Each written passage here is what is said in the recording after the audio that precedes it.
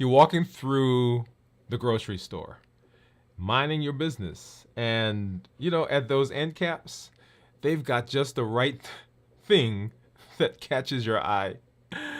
And you go and you pick something up, and you're not quite sure, is this something that's healthy? Do I put it in my cart? Do I take it home? Or even at home, as you are working on trying to improve your health. You're looking through the cabinet. You're looking through the pantry.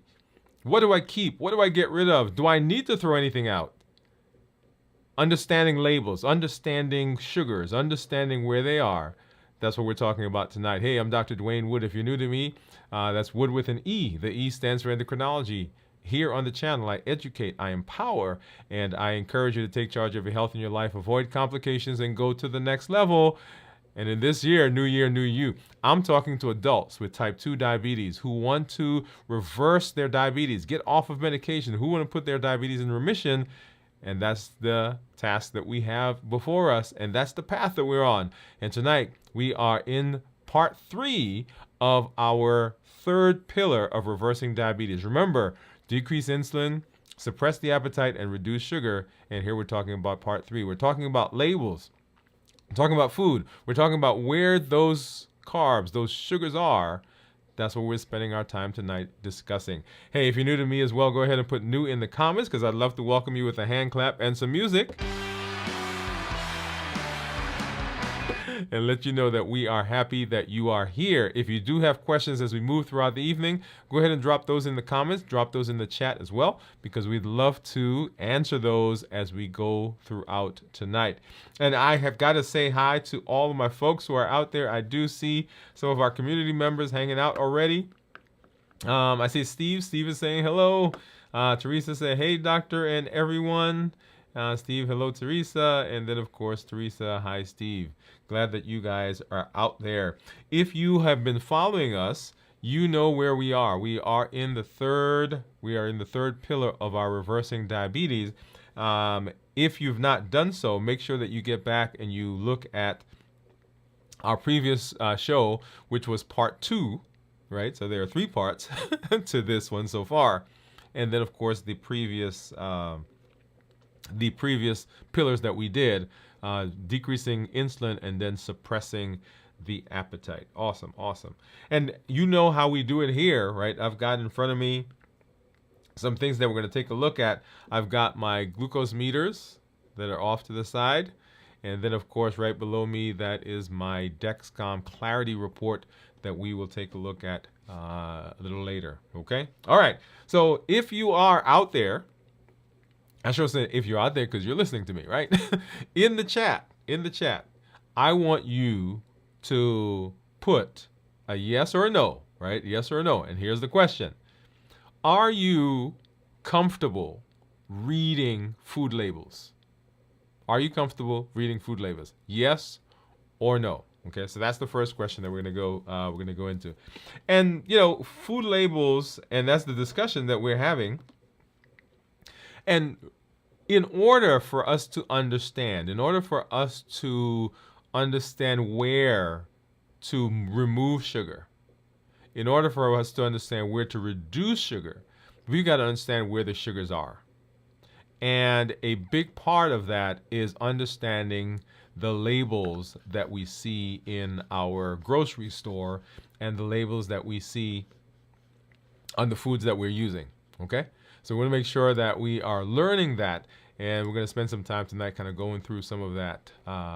And if I had to give a different name, right? So we're talking about reducing sugar part 3. But if I had to give a different name to this, I would say cracking the code, how to read food labels and avoid hidden sugars. Okay? How to read food labels and avoid hidden sugars. And so I do see one of our, let's see. So we see Clifton Johnson. Clifton Johnson says he's new. Hey, man.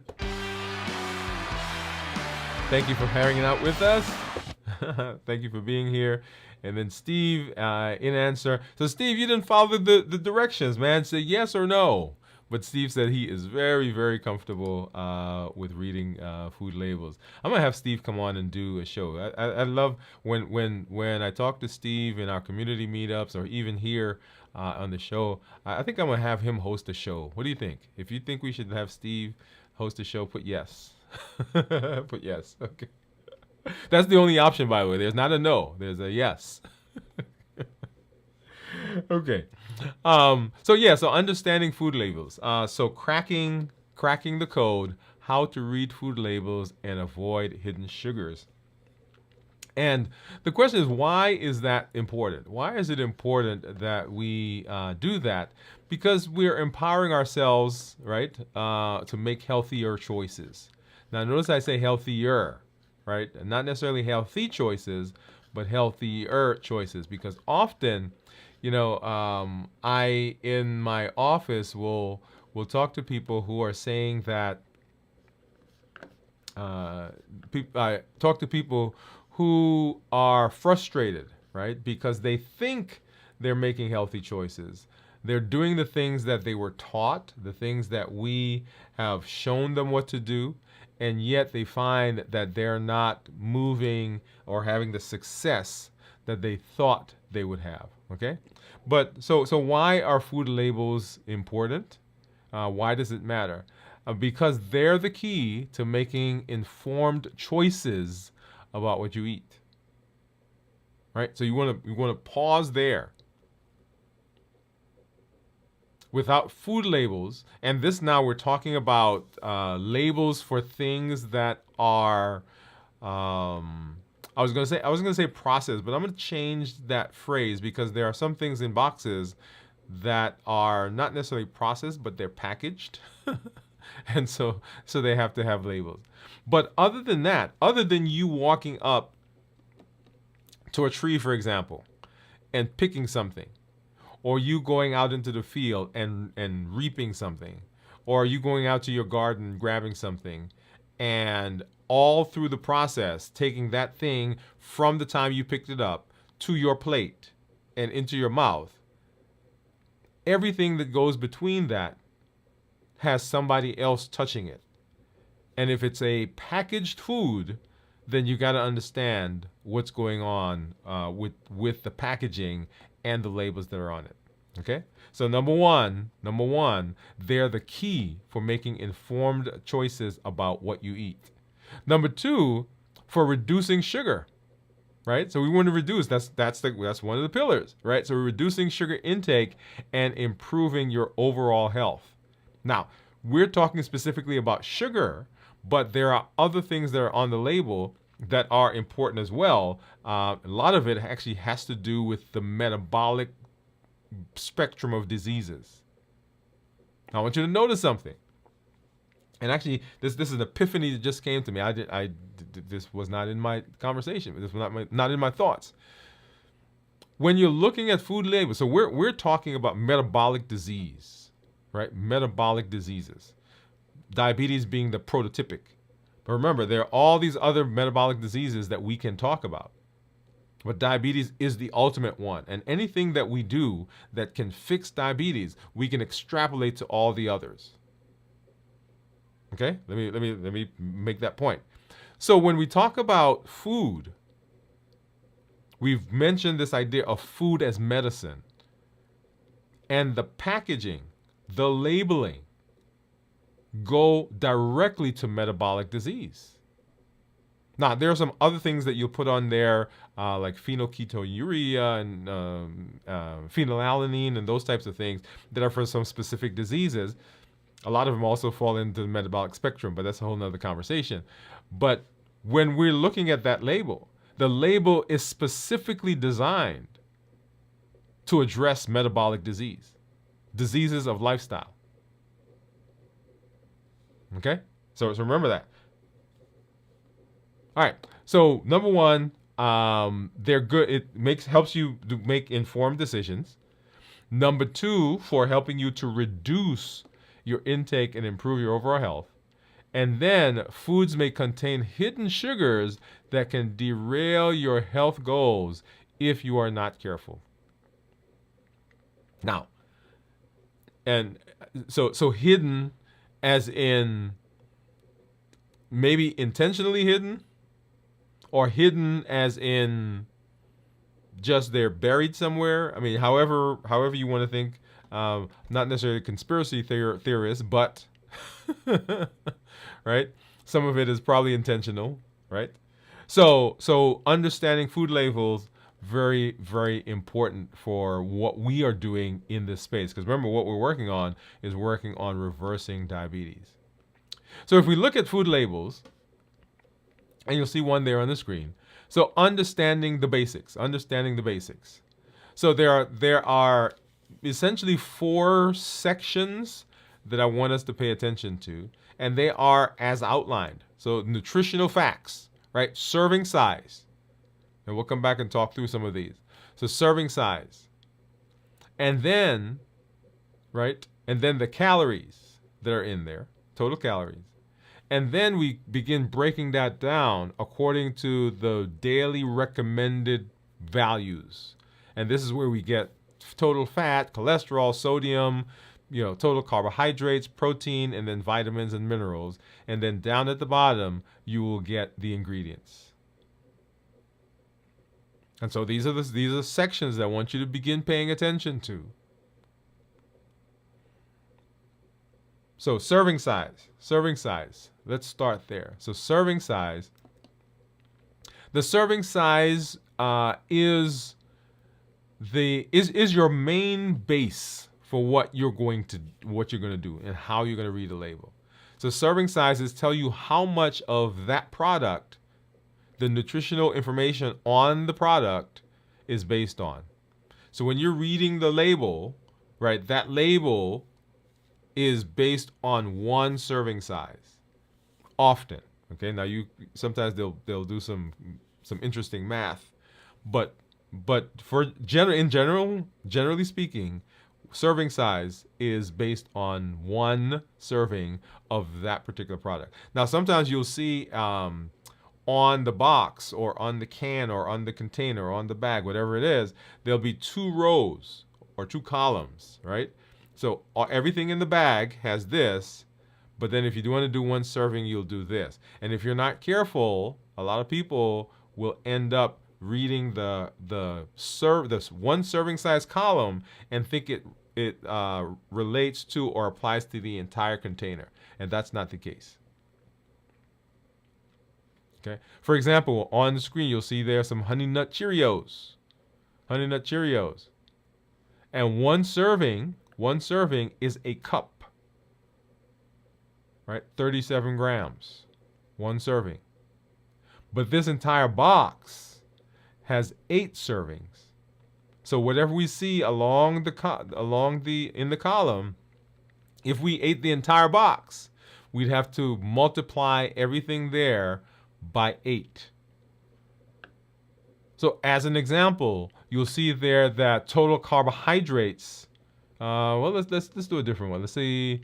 How about sugar?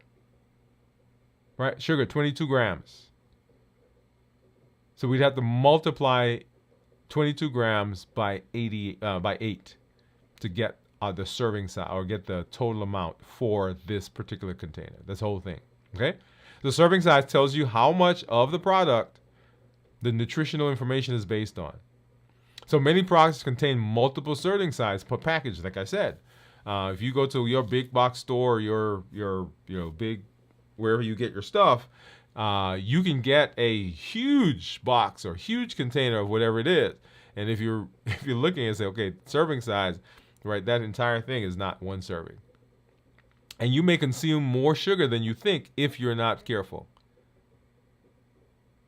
And you want to check the serving size first to accurately assess the sugar content. To assess the sugar content, you want to make sure that you're looking at that carefully. Because if you're not doing that, then you can run into some serious issues as you are doing that. Now, the other thing is, for instance, let's see, do I have it? I don't think I have it here. Left it in the car. But I talked to you guys in one of my check-ins recently about sugar-free gum. or some gum that I was using when we were talking about bad breath as it relates to fasting. You guys remember that show? And so I went out and I bought, it says sugar-free gum, and sugar-free means less than 0.5 milligrams per deciliter, right? So if I ate, it says less than, right? I don't know exactly what that number is, but say I ate, say it was like 0.1, and I had 10 pieces of that for the day, right? That's 1 gram. And if you're not careful, if you're chewing, or you get that one out, throw it away, get another one, throw it together, whatever, right? Over the course of time, guess what? You've just had 10 grams of carbs. So you want to be careful with things like that, because that they can add up. Because remember, it's a cumulative. It is a cumulative process. All right. All right. And then total sugars versus added sugars. Total sugars versus added sugars. So total sugars include all sugars, both natural and added. That is whatever comes in the product itself. So if you go out and you, for instance, we have orange juice on the screen, right? So we'll go out and you get some oranges and you squeeze those oranges. And you take that juice and you put it in a bottle. You don't do anything else to it. And you bring that to the table. There is sugar in the orange juice. That is natural sugar. So they haven't added anything to it. It's what comes in it. But we can also take that sugar or take that orange juice. And let's say you drink it. It's like, oh man, this is a little tart. I don't like this. All right. Then you take that, you put it in the pitcher, you add some sugar to it, stir it up, you bring it back to the table. So now we have both natural sugar, that is what comes in it, and we have added sugar that we've put together. And so when we talk about the total carbohydrates, we're talking about all of the carbs that come in that product, whether it's natural or added to it. And then added sugars, sugars that are added during the processing or preparation. Just like I said, if there are there are orange juice products that you buy that are they don't just come straight from the tree, right? They get them and they mix them all together. They add a little bit of sugar so that it tastes good, and they package it, and then so they come. Okay. And so those added sugars are the ones that we first want to talk about in terms of reducing. Okay, so we're going to talk about how do we reduce added sugar. If you remember when we did our, it was in April, I think. April, our challenge for creating a meal, right? So one of the things was no added sugar. So it didn't say no carbs,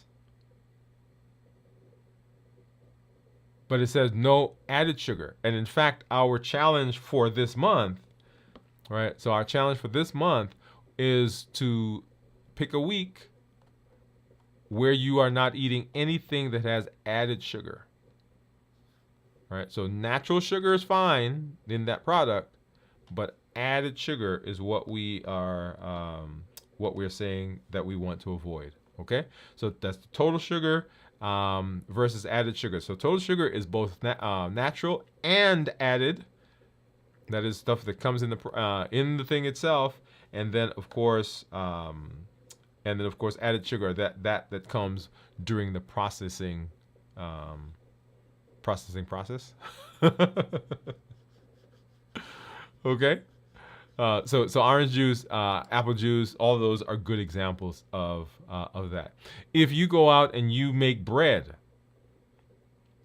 so you go out and you take the flour, you take the wheat, you grind the wheat up, and you take it to your house, and you make bread with it, and you don't add any sugar, there are natural sugars, carbohydrates, right? Because it's wheat, that come in that product. So you've not added anything to it. Daily percentage. What do they all mean? So the percentages show how much of a nutrient is in one serving of that particular product. Right? So if I ate one can, one box, one container, one bag of whatever that is, if I ate one serving, let me not say bag, if I ate one serving, the amount of that particular thing that's in that serving is what the daily value percentage shows. And this can help you see how quickly a food can add up in a particular area. So if I want to see how much protein I'm eating, I want to see how many carbs I'm eating, I want to see how much sugar I'm eating. So you can look at it and say, hey, this thing says that one serving is 10% of my daily, so theoretically I could eat 10 of these. Or my goodness, this thing says it's 25%. All right, so you want to be careful, and that will help. So you want to aim to keep your added sugar intake below 10% of your total daily calories. Below 10%. So if you're doing 1,800 calories, right? So that's 180. Now I tell my clients that I want them south of 145 because 135. So if you do 45 grams of carbs per meal, that's 135. And usually I want them less than that. Okay? But 135 is a place to be. Most Americans will eat about 1,800 calories. If they're on a specific meal plan, then they'll bump that down to 1,700, 1,500 sometimes. I don't tell people usually to go below 1,100 or 1,200 calories, right? We can have a whole discussion about that. As you know, we've used fasting as a tool, and during the process of fasting, overall you're actually decreasing your calories more than that. But on a calorie restricted diet, that is a diet where you're eating every day, I usually don't tell people to go below 1,100 calories. All right, so that's the daily percentage. And so hidden sugars are a huge issue, right? So sugar has many names on food labels. There are over 60, actually there are over 80 different ones. So common names, high fructose corn syrup, dextrose, maltose, agave syrup, and more. So knowing these names can help you spot added sugar even when they're not obvious. And you'll see some of the names, some things that you've known, right? Sucrose, high fructose corn syrup, and everybody talks about that because that's a big one that we find in lots of different things. It shows up in places that you would not even believe, right? So high fructose corn syrup. There's dextrose, of course, glucose, and fructose. Remember, table sugar is actually a combination of glucose and fructose. We talked about that in our show a couple weeks ago, where we talked about monosaccharides, disaccharides, and polysaccharides. So table sugar is a combination of glucose and fructose that gets broken down in the body into those components. And then glucose goes on to create energy in the body. That's the whole ATP. Now, fructose is an interesting one, and I've got that on the list for one of the shows that we're going to do, because the only organ in the body that can process, for the most part, fructose is the liver. And so it is a major contributor to fatty liver disease. That's fructose. And so if fructose is, then guess what? Guess where most of us get it? We get it from table sugar. whether it's, us adding sugar to our food or to, stuff on the table, or when we cook, we add it, or we go to the grocery store and we add it, or it's in, products that are using it. All right, so we're getting a big burst of fructose. Of course, there's maltose. Let's go back over here. There's lactulose. There's maple syrup.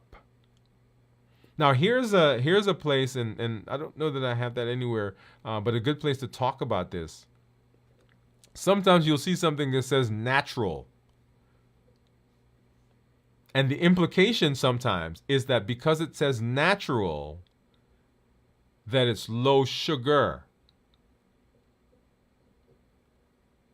And it can be deceiving, right? Because maple syrup is natural. Honey is natural. But I sure can sweeten something with honey that will curl your toes. Right? So just because it says natural doesn't mean that it is completely healthy in the way we are discussing. Okay? And of course, cane sugar. A lot of our sugar nowadays doesn't come from cane. If you remember, that's where it originally came from when it was brought into our consciousness and used in Europe and so forth. But much of our sugar now is created from beets. So not cane. There's corn syrup, right? And that goes back to high fructose corn syrup. Agave nectar, right? Once again, that natural, right? That natural thought. Sorbitol, brown sugar, coconut sugar, raw sugar, right? And you'll see some of these sometimes listed in the natural products. Evaporated cane sugar juice, invert sugar, honey, maple syrup, barley malt, rice syrup, caramel, right? So all of these are names that you will see. Fruit juice concentrate. So that's an interesting one, right? So they take the fruit juice, they concentrate it. Basically, have you ever been to the store? You go into the freezer section and they got either the frozen orange juice, well, that's a concentrate, or apple juice, or whatever kind of juice it is, or, right, so they will distill it down, and so now it's almost syrupy, and you can use that to sweeten stuff. Like one of the stores that, well, I haven't been there for a while, but if you go into some certain stores, they'll have the little drink containers that you can get. And you can go and you can, get a glass of whatever it is. And then next to it, they have the sweeteners. And you can use the sweeteners to sweeten your drink. Or if you go to certain coffee places, right? Certain coffee, I won't call names. Then you can have them put 2 pumps of whatever into your drink. And then, of course, things like mannitol. All right, so those are all names. Now, this is not the list that I'm showing you is actually a small part of that list because, like I said, there are probably 80 different names that you can see on the food labels. Okay, and then understanding the ingredients. Understanding ingredients. So not only do we want to be able to see the label, not only do we want to understand what's there, but we also want to understand ingredients. So the ingredients are listed by weight, with the most prominent first. That is, when they weigh it, the thing that was added to it or the thing that's in it the most is listed first. So if you ever pick something up and it says sugar number 1, guess what? There's a lot of sugar in there compared to the other things that are on the label. Okay? So the higher up it is, the more of that is in the product that you're looking at. So when you're looking at labels, not only do you want to look at the nutritional content, you also want to look to see where, and here we're talking about sugar, where the sugar falls. For example, this granola bar that you have, all right, and let's kind of walk through this one together. And let's start from the top, right? So nutritional facts. So in this box, so one serving is two bars, and that's a typical package, right? So you get a granola pack and it has 2 bars in it. That's usually what you see. That's 42 grams by weight. In the box, there are six servings. So if you open that box, there should be six little packets, and each packet has 2 bars, right? So 6 of them, 6 servings, 2 packets, or 2 bars in a packet. 100 calories. So 100 calories per serving. That means that each bar then has 50 calories to it. Each bar has 50 calories. Total fat in one serving is 3.5 grams. There's no saturated fat. There's no trans fat. There's no cholesterol. Right? So where does cholesterol come from? Cholesterol typically comes from animals, right? Sodium. There are 70 milligrams of sodium in that serving, in those 2 bars. And that's 3%. That's 3% of the daily allowable or daily recommended percentage. Okay? And then how many carbohydrates? So 15 grams of carbohydrates are in that serving.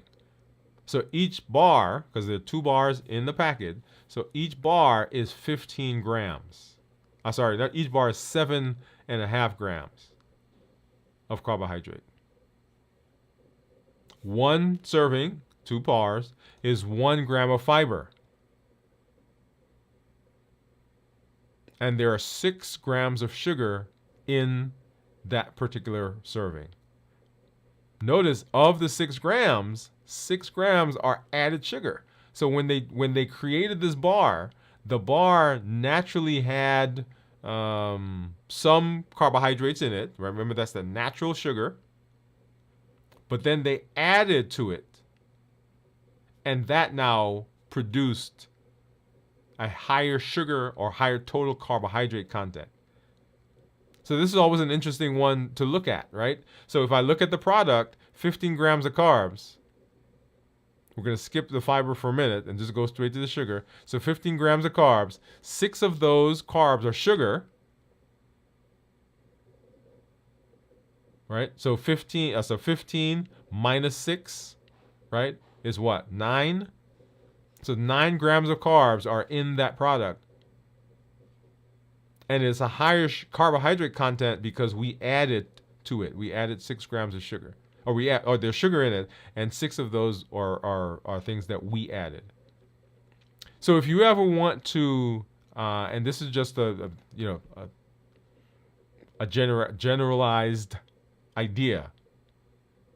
I don't have a formula for it on the screen right now, but if you ever want to figure out how high your blood sugar will go based on something you eat, if you take the total carbohydrates minus the fiber and then multiply that by 3 or 4, right? Multiply it by 3 or 4. So for example,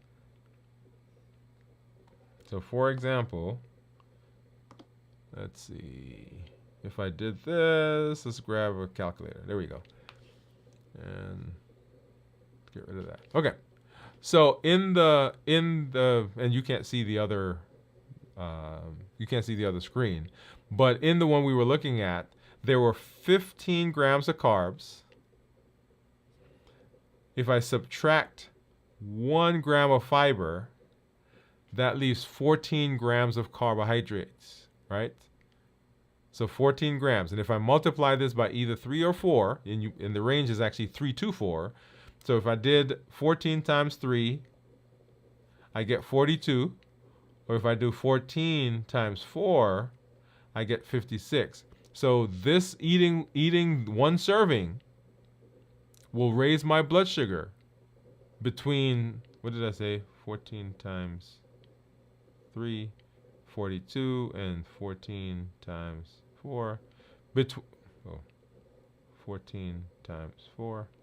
Between 42 and 56 milligrams per deciliter. So if I started out at 100 in my blood sugar, and I ate this, then my blood sugar would go to 142, from 142 to 156. Does that make sense? Okay?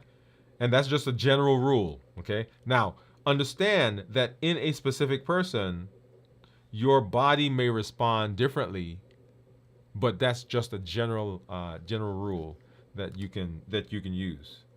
Because some people say, well, how high will my blood sugar go with a particular thing? There it is. Okay?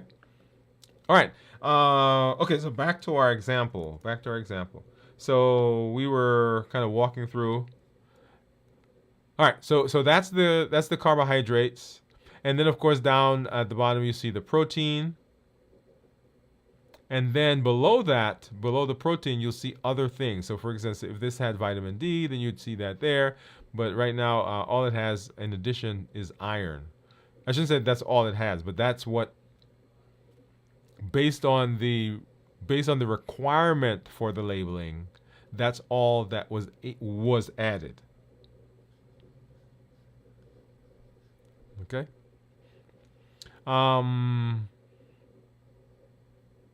And here, if you look at the bottom, that little note, it says that the percentage daily value tells you how much nutrient in a serving of food contributes to a daily diet. 2,000 calories a day is used for general nutritional advice. So 2,000 calories. So 2,000 calories. So, right? Remember we talked about 1,800 calories, right? So this is saying that they're using 2,000 calories. And then, of course, if we look at the ingredients, so what are the ingredients here? It says whole grain oats, right? So it's granola. Number 2 is sugar. Number 2, sugar. So oats and sugar. And then, of course, we've got canola and or sunflower oil. We got rice flour. And look at this, right? So we've got honey, right? So 2 sugars, or two sources of sweets there, sugar. And then there's salt. And then there's brown sugar syrup.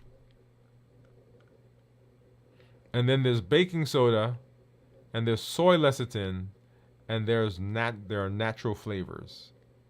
So notice that, right? So if you stopped reading at sugar, you missed the fact that in addition to sugar, right? So table sugar, that is glucose and fructose that's combined, there's also honey in it. And if you stopped at honey, you missed the fact that not only there's sugar and honey, but there's also brown sugar syrup. Right? All right. So that is understanding the ingredient list. So when you're looking, you want to make sure that you're walking through and you are looking at those ingredients, because you can end up eating more than you thought you were eating if you're not careful in terms of the content of that product. Okay? And then what are some common culprits? Now this one, sometimes I get annoyed with this one. Yeah. And that's just because I don't read sometimes. So even healthy foods can be loaded with sugar. Right? So you go out and you say, okay, you know what I'm going to do?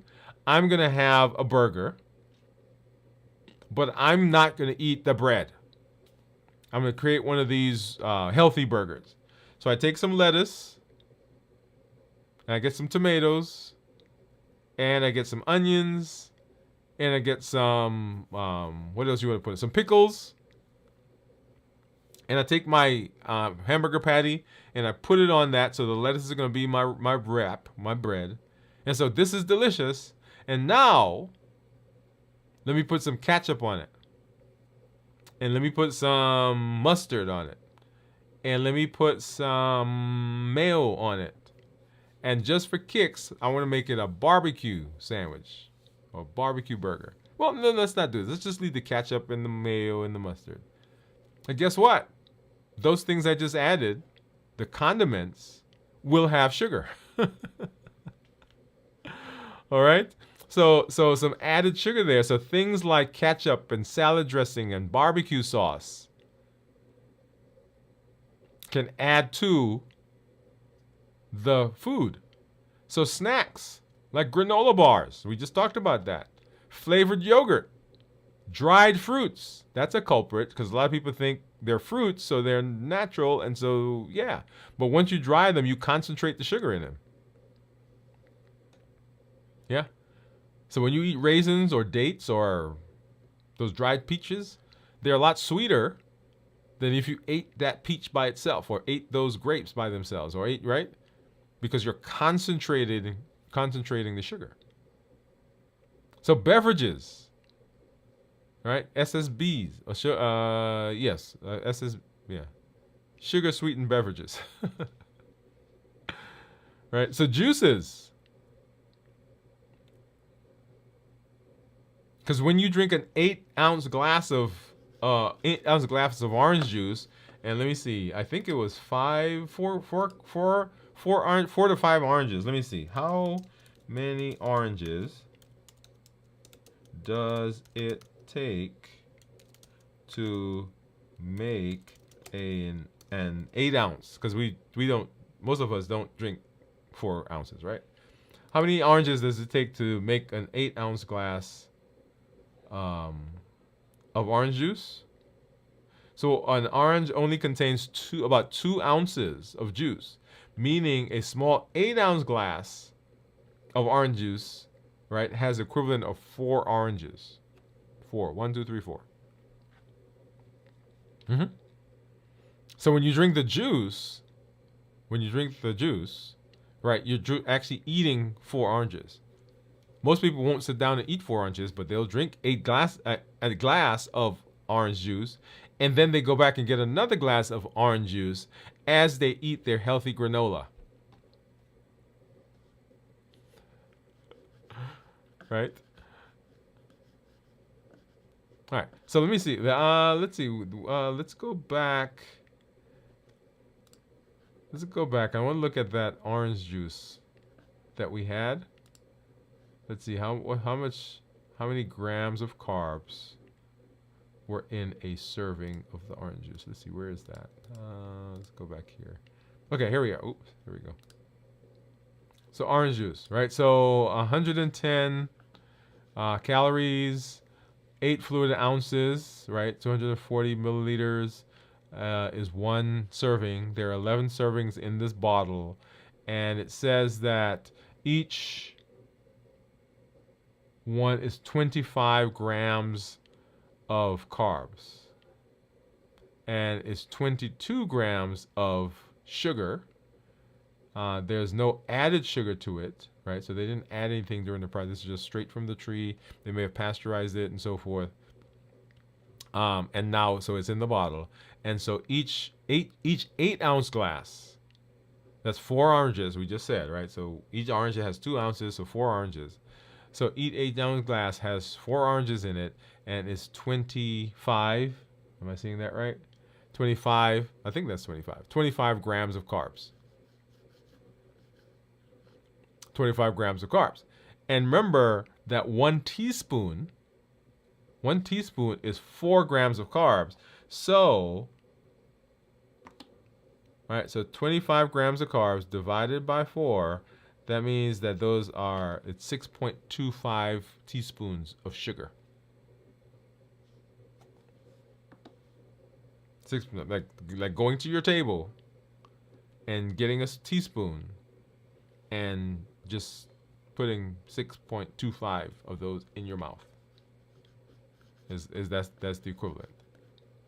Okay, so even healthy things can cause high blood sugars, right? So beverages, flavored water, that's another one, because a lot of those are now touted as healthy, and they have carbohydrates in them. People think that because they're flavored water, it's all healthy and we can have as many as we want. Okay, sports drinks. This is one I think I shared with you when we went camping, that that I was think I was getting dehydrated, so we went out and we bought the Zero Gatorade.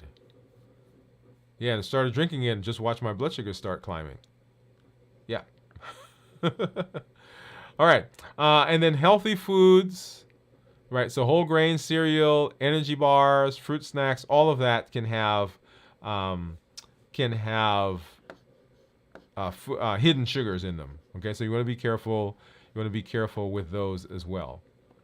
And then, right, so here are some tips. Here are some tips for making healthier choices.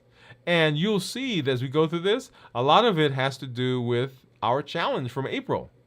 Choose whole foods with minimal processing, like fresh fruits and vegetables. Yeah, boom, there it is.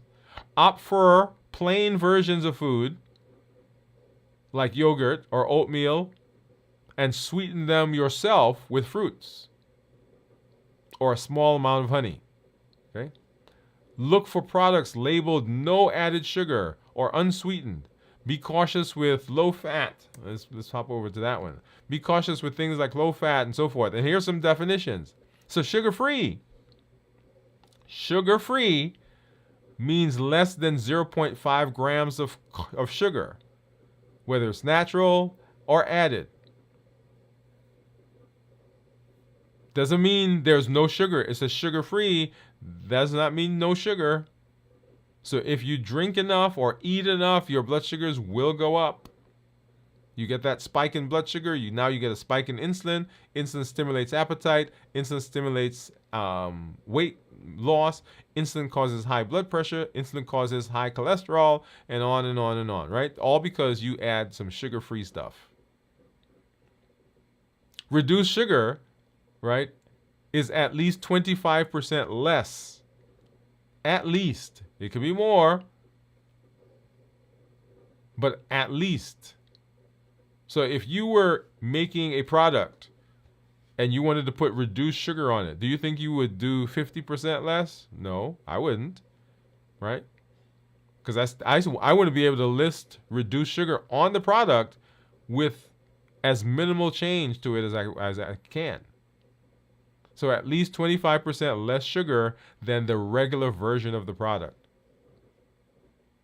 Oh, by the way, going back to sugar-free, you can also see that listed as free of sugar, sugarless, no sugar, zero sugar. And if you look at the reduced sugar, you can see that listed as less sugar, low in sugar, or low sugar. And then no sugar added, no sugar or ingredients containing sugar are added during the processing.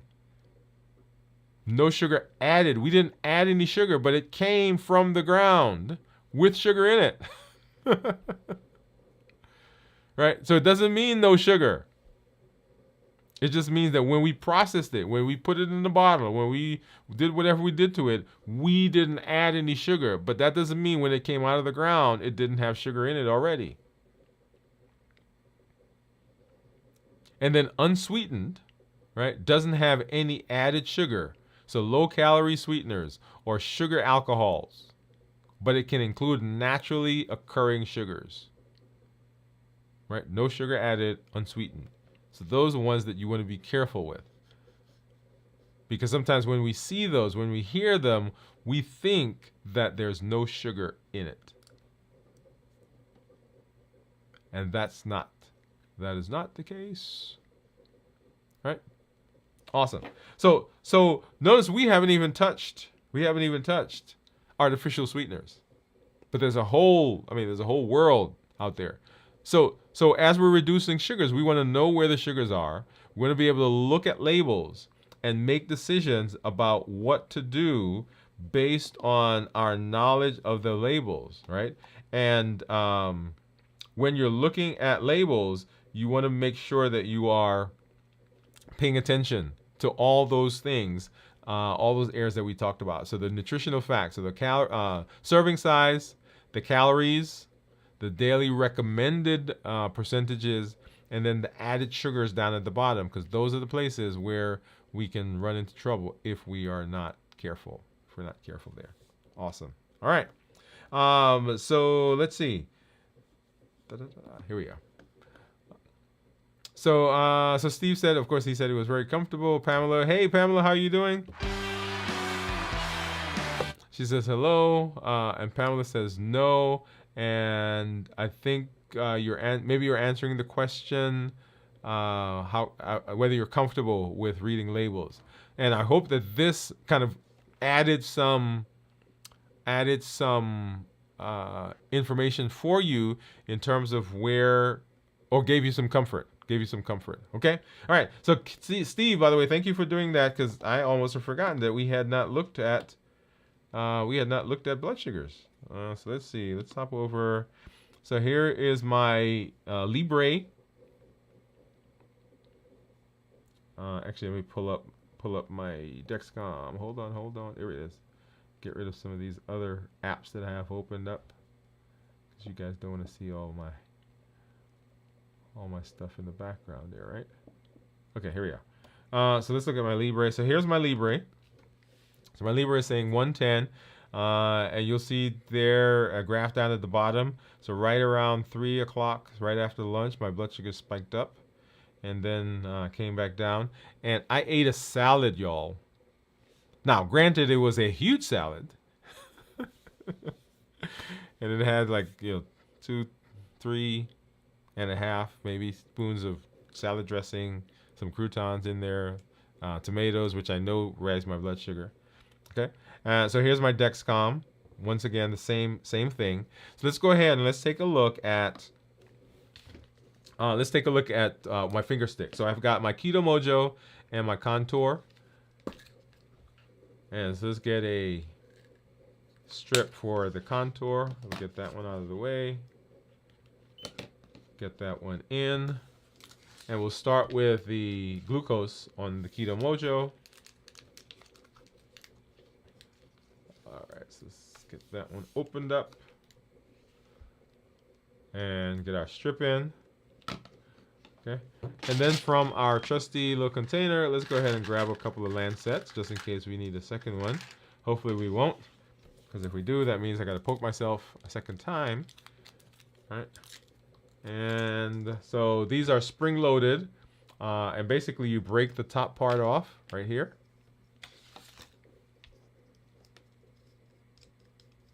Boom, boom, boom. And let me change my scene. So I'm going to do it here so you can hear it and see it. So let's pop that. Hopefully that gave me a good... All right, there it is. Yep. Gave me a good drop of blood. Let's get that started. Keto Mojo. Get one for the Contour. So 119 for Keto Mojo. And then the Contour says that we are 114. And of course the Libre says 110. And the odd man out, of course, is the Dexcom. So it's a little higher, but that's okay. As you know, I mean, they differ sometimes. Why is it not? There we go. All right, so let's do that, and then let's get this strip out and get a ketone in there. So I'm not fasting. I haven't fasted since Friday, I guess, when we broke our fast. So what do you think it's gonna be? What do you think it's gonna be? I'm gonna let you guys see it as it comes up. And while you do that, I'm going to go over and grab my Keto Mojo app. All right, so no, you guys know usually I don't let you see it. So point 2. All right, so for ketones, less than 0.5 considered normal, 0.5 to 1.5 considered nutritional ketosis, and then above 1.5 considered therapeutic ketosis. And so here is, if you look at the graph, the tan line, those are blood sugars, and then the turquoise line, that is my ketones. So as I've eaten, as I fasted, sorry, the ketones went down, the blood sugar went down, the tan line, and the ketones went up. And then, of course, now that I'm not fasting, let's go ahead and pull that over so we can see what that graph looks like. Got an error. Let's try that again. Scanning in progress. And I think it's actually pulling over everything again, which is okay. Right? So while that's coming up, I do want to remind you that we are getting ready to change the month, and we'll go into the month of September, and we will have a new challenge coming up. So your challenge for this month is to use a week and add no added sugar to the food that you're eating. Okay, so that's the challenge for this month, and we'll come up with a challenge for next month as we move into that space. Our community meetup for next month is going to be the fourth Thursday of the month. And okay, here we are. Yeah, see, it pulled up 213 glucose and 211 ketones. So let's see what it is. Let's take a look at this. Let's see, did it pull it up? Let's see. No, I don't see the one for today. Okay, I'll have to sync that again. Okay, but you guys saw on the Keto Mojo that it was 0.2. Okay, on Keto Mojo, we don't have the graph, but it was 0.2 there. All right. Steve says, let's see, what does he say down there? Of course, he says ketones were 2.1. Thank you for putting that. Is there danger associated with staying in ketosis all the time? Great question, Steve. And the answer is no. Now, sorry, let me back up. Let me answer that a little differently. So remember, we're talking to type 2 diabetics with adults with type 2 diabetes, right? So this is not an answer for people who are type 1s, right? There's a whole host of other things that they'll need to consider. But in terms of type 2 diabetics, staying in ketosis simply means that your body's burning fat. And as long as you are eating a balanced, a nutrient-dense, not calorie-dense meal or diet, then you should be fine. And remember, nutrient-dense means that you're putting all the things that need to be in there. So you're getting some proteins, you're getting some fats, you're getting your vitamins, you're getting your iron, you're getting all those things. If you're being conscientious about that, remaining in ketosis is not an issue. Okay, yeah, I love that. Great question, by the way. All right. So coming up for the new month. Now next week, so we're changing month. So this weekend, I'm going to be hanging out at the beach somewhere. Okay. So we'll start our fasting on tomorrow evening. We'll do a show on Wednesday. We'll do a show on Thursday. On Friday, we won't do a live show, right? Unless I'm out there and I grab my laptop and I hop on to let you know. Maybe I'll do a show on the beach. You can hear the waves and so forth. And then on Monday of next week, we won't have a live show, right? Once again, we're heading back, and so I didn't want to plan to be back in the space while we're trying to get, because sometimes flights and so forth. But we will definitely see you back on the following week. I do want you to tune in though, right? Because we will have something that will play, but it won't be a live show for Friday, this coming Friday, and this coming Monday coming up right after, or on Labor Day actually. So I want you to enjoy your time. Make sure you come back to check us out for the check-ins that we'll be doing for the rest of this week. And tomorrow I'm going to a baseball game, so we're going to hang out there. And so my fasting may start a little later. But come back for the check-ins. Join us on Friday, because there will be something that will be here in the space. And on Sunday, This Week in Review, because this show will be recasted, the check-ins that we do later this week will be there. And then on Monday, we'll have something for you as well. So make sure you come back and join us and hang out. And I look forward to hearing and seeing what you do over the holidays. I'm always excited. As I said, we here in this space are working to reverse diabetes, and we do that because we understand that we have unlimited potential. We have the ability to make changes. Within us is the power to chart our health destiny. We do that by the Triple E formula for success. We educate, we empower, and we encourage. We educate with the shows that we do, the blogs that we do, the podcasts that we do.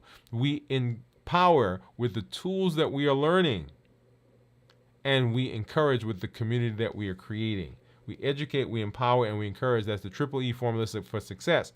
And then remember, as we're moving through the space, as we're moving to success, there are some things that we will encounter that can derail us, and these are given by the HEAT model. Habits, emotions, access, and taste. The reasons why we eat. These are food triggers. We don't eat because we're hungry. We eat simply because it's time. We eat because we've seen some social cues. Everybody else is going to lunch. It's 2 o'clock in the afternoon. We normally take a break. We're sitting down to watch a movie and we normally eat popcorn. We eat because of habits, those routines that we've created, those routines that we've gotten into. We eat because of emotions.